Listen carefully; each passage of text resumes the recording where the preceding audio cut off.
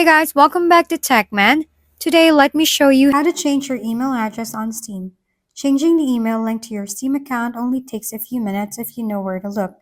Start by opening Steam on your computer.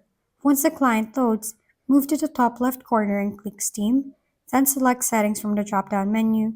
You'll land directly in the Account section, where you can see details like your friend code, current email address, and security status.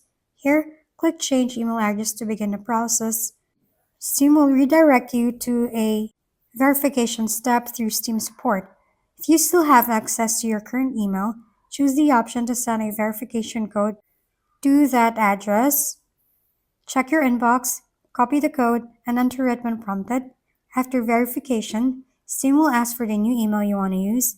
Enter the new address, confirm it, and your account will now be updated with the new email.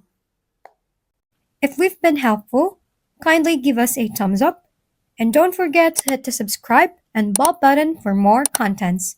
For any questions and suggestions, comment down below.